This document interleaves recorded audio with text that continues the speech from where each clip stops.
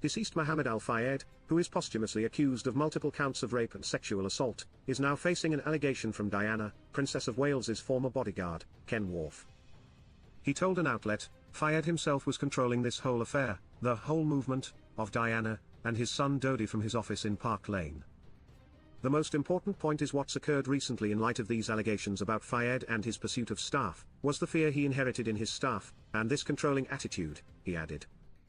For me, this is exactly what happened in Paris in 1997.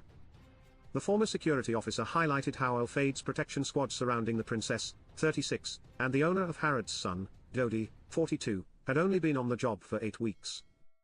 Wharfe was responsible for ensuring the then most famous woman in the world was protected for nearly 15 years.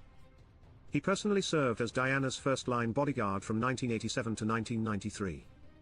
With Al-Fayed now accused of sexual assault by hundreds of women across the world going back decades, Wharfe pointed out how many of the victims were his staff, and it was the tycoon's instillation of fear in his workforce that led to the August 31, 1997, car crash in Paris.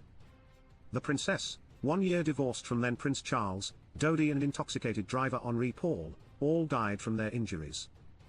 Al-Fayed bodyguard Trevor Rees-Jones was the only survivor and has no memory of the wreck. Wharfe continued, you can't control a protection operation when you're not in the country. The point is I have some sympathy here for people like Rees-Jones and, Kes, Wingfield, and others in the security team because they were fearful of saying what they think should happen, if that in any way went against what Fayed wanted, or even what Dodi wanted.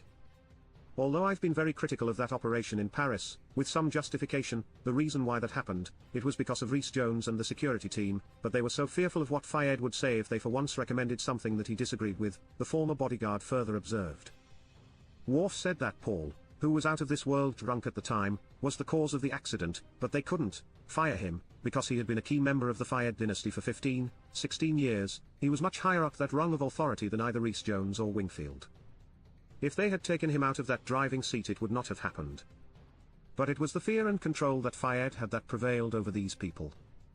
Al-Fayed passed away on August 30, 2023, at the age of 94. The Sun interviewed Wharfe.